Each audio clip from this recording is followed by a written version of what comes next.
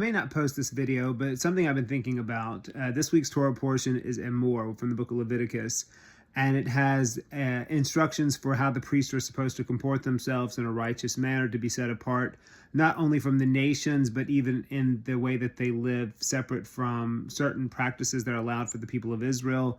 They are to be above those in many ways, and they're supposed to have kind of an example par excellence in terms of how they comport themselves. And then there's a chapter in chapter 23 of Leviticus of the giving of the Chagim, the instructions for the holidays, and things like counting the Emor, the season that we're in right now. And if you go to the Haftarah portion, the prophetic portion, there was a time when the Torah was banned from being read, and so Jewish people would read from the prophets, but they would find sections that were supposed to recall to mind, to the ears of the hearer, the gist or the meaning of that week's Torah portion. And so it's kind of the first interpretive tradition of what did the Israelites think was the gist of a Torah portion. Now, sometimes you find something in the Parsha, in the Torah portion, that is not in the Haftarah, and it's like, actually, I feel like that's more relevant. But it's interesting kind of as the first interpretive tradition within Judaism. And this week's Haftarah portion is from Ezekiel, and it's about a family of priests, the descendants of Zadok, the Zadokites, who are supposed to live a righteous life. And it's kind of a warning, like, make sure you are doing what you're supposed to be doing. And it's interesting because it's not just talking about priests, but it's talking about a particular family of priests, descendants of the priest Zadok. And even the name Zadok, Zadok, is to be righteous. They are supposed to be righteous as their name implies. They're supposed to be righteous holy priests as their name implies. And I was thinking about the fact that it reflects that there was a corruption in the priesthood, and they're being called to have an exemplary lifestyle and way of comporting themselves, and to not fall into sinfulness and to impurity and into practices of the nations. And it got me thinking about how in Leviticus you have this priestly group, the descendants of Aaron. By the time of the prophets, you have this one particular priestly family.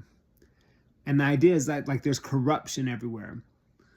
And then it got me thinking about the next kind of Jewish textual tradition, which would be the New Testament.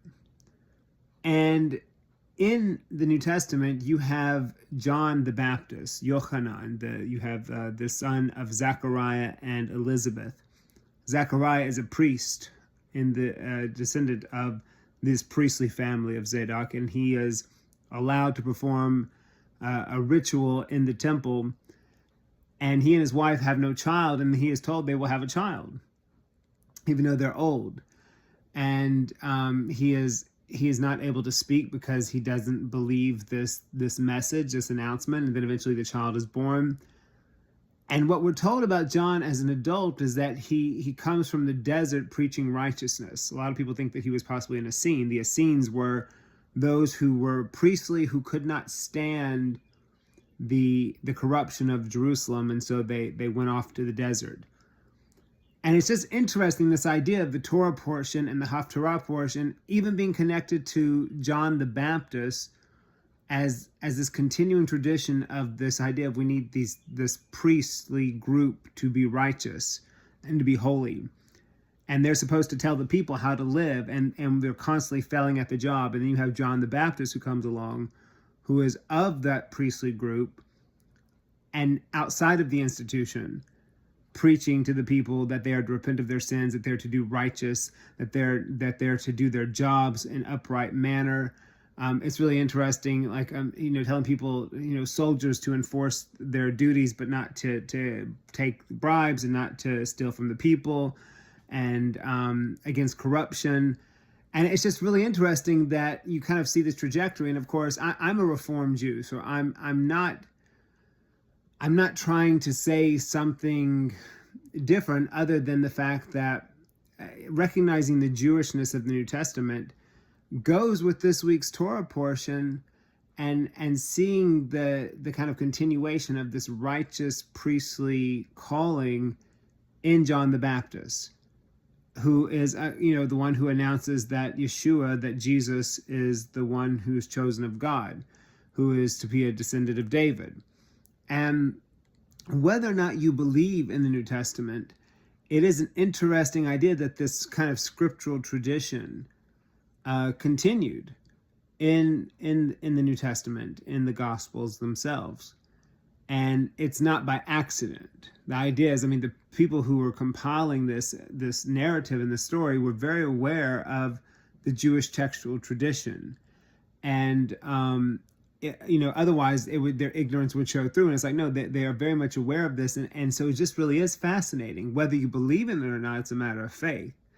But I just find it really fascinating. And I don't really have a world to share that with, because I'm a Reformed Jew. I live in the rural South.